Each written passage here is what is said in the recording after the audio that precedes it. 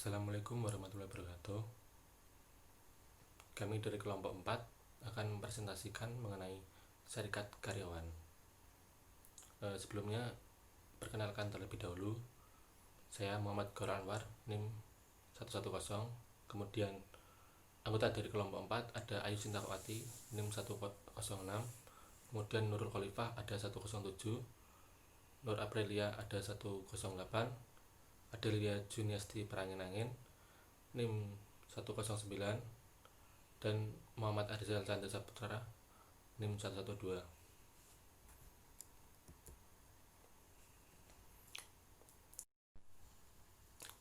Pada pembahasan video ini, dari kelompok kami akan menjelaskan yang pertama yaitu mengenai pengertian dan tujuan serikat pekerja, kemudian ada daya tarik dan tipe serikat, yang ketiga ada perundingan bersama, yang keempat penyelesaian konflik bersama, yang kelima isu-isu terkini, dan yang terakhir yaitu hubungan industrial dan ketenagakerjaan.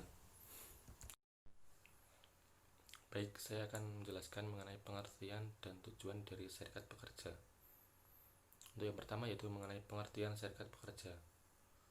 Serikat pekerja dapat diartikan sebagai suatu organisasi yang dibentuk dari, oleh, dan untuk pekerja, di mana di dalamnya terhimpun para pekerja yang berasal dari berbagai perusahaan.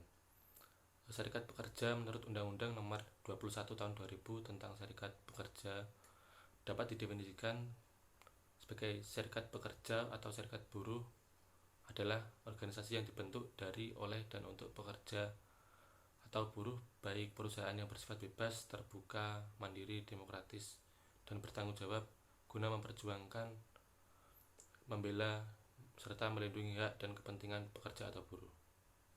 Kemudian untuk tujuan serikat pekerja. Serikat pekerja ini didirikan dengan tujuan yaitu sebagai sarana untuk menjembatani kepentingan pengusaha dan pekerja, sehingga dari adanya serikat pekerja ini akan tercapai tujuan yang harmonis antara pekerja dan pengusaha. Untuk selanjutnya akan dilanjutkan oleh rekan saya. Saya akan melanjutkan pemaparan materi presentasi dari teman saya. Untuk materi selanjutnya adalah daya tarik dan tipe serikat pekerja. Langsung saja, yang pertama yaitu tipe serikat pekerja. Untuk tipe serikat pekerja sendiri itu ada 3 jenis. Ada 3 tipe. Yang pertama yaitu craft unions, yang kedua adalah industrial unions, dan yang ketiga adalah mixed unions. Tipe yang pertama craft unions. Craft unions ini yaitu tipe serikat pekerja yang anggotanya terdiri dari para pekerja atau pekerja yang mempunyai keterampilan yang sama. Misalnya seperti tukang kayu, tukang batu, dan lain-lain sebagainya. Untuk tipe selanjutnya yaitu industrial unions. Nah, untuk tipe yang kedua ini sendiri yaitu tipe serikat pekerja yang dibentuk berdasarkan lokasi pekerjaan yang sama. Serikat ini terdiri dari para pekerja yang tidak berketerampilan maupun yang berketerampilan yang ada di dalam suatu perusahaan atau industri tertentu tanpa memperhatikan sifat pekerja mereka. Dan tipe yang ketiga adalah mixed unions. Nah, tipe serikat pekerja yang terampil dari suatu lokal tertentu dan tidak memandang dari industri mana. Bentuk serikat pekerja ini sendiri mengkombinasikan antara craft unions dan industrial unions. Selanjutnya adalah daya tarik serikat pekerja. Nah, ada kondisi yang berdiri sendiri yang mempengaruhi dengan kuat keputusan pekerja untuk masuk ke serikat buruh. Yang pertama itu adalah ketidakpuasan, dan yang kedua itu adalah kurangnya kekuasaan. Penjelasan yang pertama yaitu mengenai ketidakpuasan. Ketidakpuasan ini yaitu seberapa jauh perusahaan mampu memuaskan preferensi-preferensi ini untuk menentukan tingkat kepuasan kerja. Hampir seluruh pekerja yang merasa puas dengan manajemen ini agar serikat pekerja menjadi kurang menarik bagi para pekerjanya. Perusahaan harus mampu menciptakan kondisi kerja yang lebih memuaskan.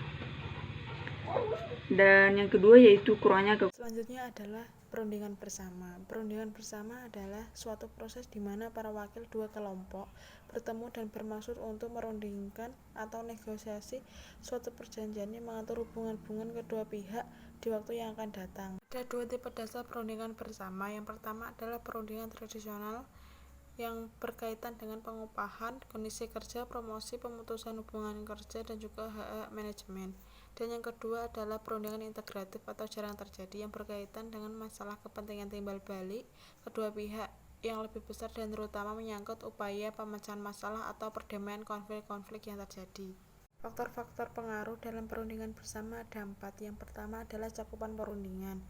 Banyaknya buruh yang akan terkena hasil perundingan atau perjanjian kerja, apakah berlaku untuk para karyawan dalam suatu departemen, divisi, perusahaan, atau seluruh karyawan dalam suatu industri. Yang kedua adalah tekanan-tekanan perundingan serikat karyawan. Serikat karyawan mempunyai beberapa strategi dan taktik tertentu yang digunakan untuk memaksakan kelonggaran yang lebih besar dari perusahaan. Yang ketiga adalah peranan pemerintah. Serikat karyawan dan buruh lebih senang adanya intervensi pemerintah untuk menyelesaikan berbagai masalah hubungan kerja. Intervensi ini dalam bentuk perundang-undangan dan peraturan di bidang perburuan. Dan yang terakhir adalah ketersediaan perusahaan. Kesediaan perusahaan untuk berunding secara terbuka dengan serikat karyawan ditentukan oleh kemampuan atau kekuatan perusahaan, filsafat kepemimpinan, gaya manajemen, dan kemungkinan penggunaan alat-alat pemaksa, contoh pemecatan, skorsing, dan demosi. Nah, selanjutnya saya akan menjelaskan mengenai penyelesaian konflik bersama. Sebelumnya, konflik merupakan suatu proses sosial antara dua orang atau lebih di mana salah satu pihak tersebut berusaha untuk menghancurkannya dengan menyingkirkannya ataupun membuatnya tidak berdaya. Terdapat juga pengertian beberapa ahli seperti contoh, konflik merupakan suatu pertentangan antara dua orang atau lebih organisasi atau beberapa pihak di mana dalam suatu hal tersebut terdapat suatu permasalahan. Jenis-jenis konflik dibedakan menjadi beberapa jenis seperti contoh yang pertama adalah konflik intrapersonal, adalah konflik atau pertentangan seseorang dengan dirinya sendiri. Yang kedua adalah konflik interpersonal, adalah konflik seseorang dengan orang lain di mana terdapat suatu pertentangan karena terdapat suatu keinginan atau kepentingan. Yang ketiga adalah konflik kelompok-kelompok dan individu-individu. Yang keempat adalah suatu pertentangan atau konflik dengan antar organisasi yang sama seperti staf dan lini maupun pekerja dan pekerja. Dan selanjutnya adalah konflik antar organisasi. Selanjutnya adalah langkah-langkah penyelesaian konflik. Yang pertama adalah pengenalan, lalu dilanjutkan dengan diagnosis, menyepakati suatu solusi, pelaksanaan, serta evaluasi. Selanjutnya terdapat suatu tahap-tahap yang dapat digunakan untuk menyelesaikan suatu konflik. Yang pertama adalah tahap musyawarah untuk mufakat, yang kedua adalah tahap intervensi administrasi negara, yang ketiga adalah tahap bebas untuk memilih suatu alternatif yang digunakan untuk menyelesaikan suatu masalah, yang keempat adalah tahap gugat-menggugat melalui pengadilan untuk menyelesaikan suatu masalah tersebut.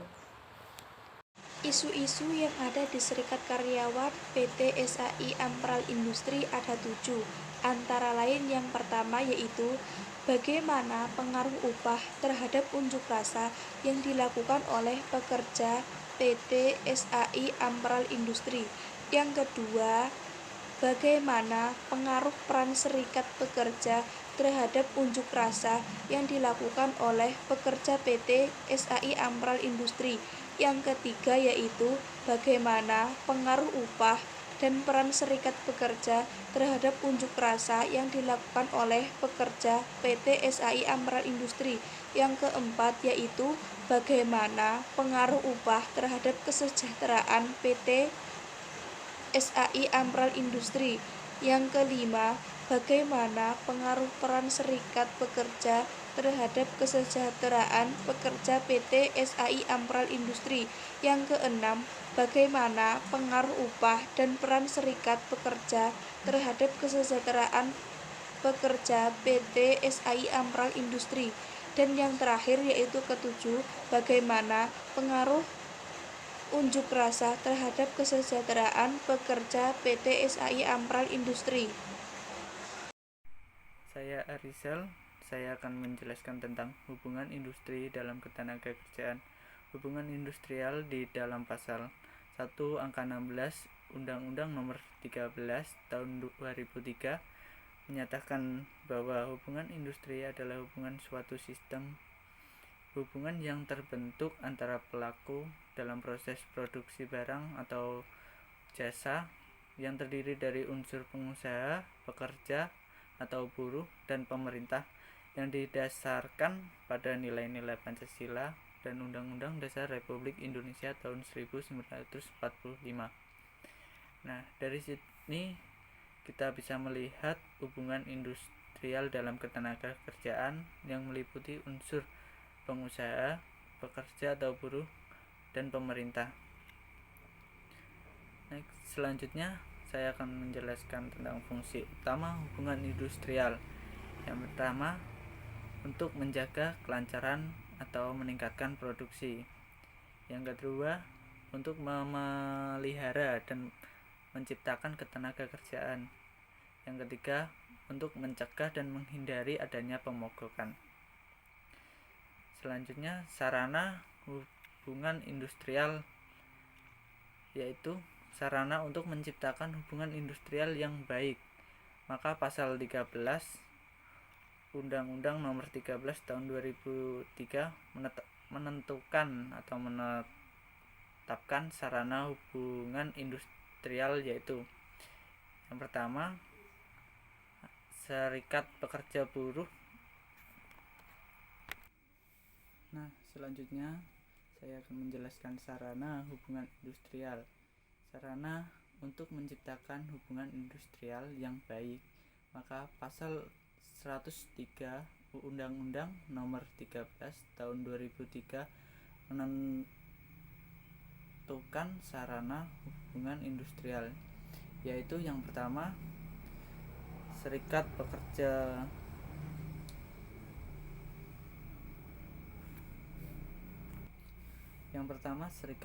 pekerja atau serikat buruh, yaitu di mana serikat pekerja atau buruh adalah organisasi yang dibentuk dari atau oleh dan untuk pekerja buruh baik di perusahaan maupun luar perusahaan yang bersifat bebas, terbuka, mandiri, demokratis, dan bertanggung jawab guna memperjuangkan